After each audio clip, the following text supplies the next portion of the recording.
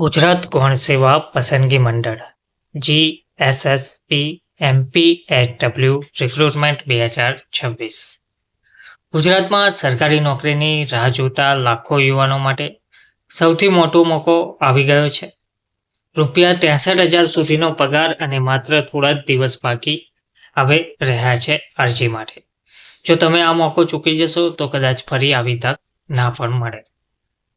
નમસ્કાર મિત્રો, સ્વાગત છે તમારું અમારી યુટ્યુબ ચેનલમાં. આજે આપણે વાત કરવા જઈ રહ્યા છીએ ગુજરાત ગૌણ સેવા પસંદગી મંડળ એટલે કે GSSB દ્વારા બહાર પાડવામાં આવેલી નવી ભરતી વિશે. આ ભરતી છે મલ્ટીપર્પઝ હેલ્થ વર્કર એટલે કે MPHW પોસ્ટ માટે અને કુલ 254 જગ્યાઓ માટે નોટિફિકેશન જાહેર પણ કરવામાં આવ્યું છે. સૌથી પહેલા આપણે જાણીએ મહત્વની માહિતી. સંસ્થા છે ગુજરાત ગૌણ સેવા પસંદગી મંડળ GSSB post multipurpose health worker MPHW. કુલ જગ્યા 254. અરજી મોડ ઓનલાઈન. છેલ્લી તારીખ 21 માર્ચ 2026. મિત્રો, આજે તારીખ નજીક છે એટલે તરત અરજી કરવી ખૂબ જ જરૂરી છે. વેકેન્સી ડિટેલની વાત કરીએ કેટેગરી મુજબ, તો કેટેગરી પ્રમાણે જગ્યાઓનું વિતરણ કંઈ આ રીતે છે. બિન અનામત 106, EWS 25, ACBC 68, SC 17, ST 38 જગ્યાઓ પર ભરતી જાહેર કરાઈ છે. કુલ મળીને 254 જગ્યાઓ માટે ભરતી કરવામાં આવી રહી છે. એજ્યુકેશન ક્વોલિફિકેશનની વાત કરવામાં આવે તો હવે વાત કરીએ લાયકાતની.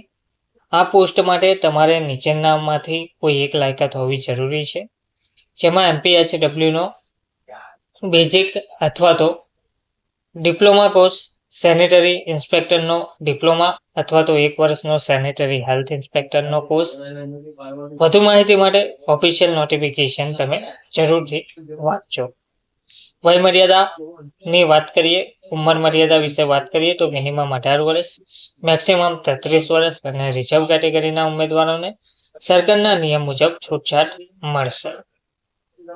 સેલરી પગાર ધોરણની વાત કરીએ હવે સૌથી મહત્વની વાત, પગાર પ્રથમ 5 વર્ષ માટે તમને મળશે ₹26,000 ફિક્સ પગાર અને ત્યારબાદ તમને મળશે સાતમા પગાર પંચ મુજબ ₹19,900 થી ₹63,200 સુધીનો પગાર.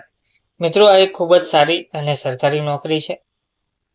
એપ્લિકેશન પ્રોસેસની વાત કરીએ, અરજી કેવી રીતે કરવી હવે જાણીએ. અરજી કરવાની સંપૂર્ણ પ્રક્રિયા સ્ટેપ બાય સ્ટેપ. ઓજસની ઓફિશિયલ વેબસાઇટ પર જાઓ. https://ojas.gujarat.government.in. કરંટ એડવર્ટાઇઝમેન્ટ પર ક્લિક કરો.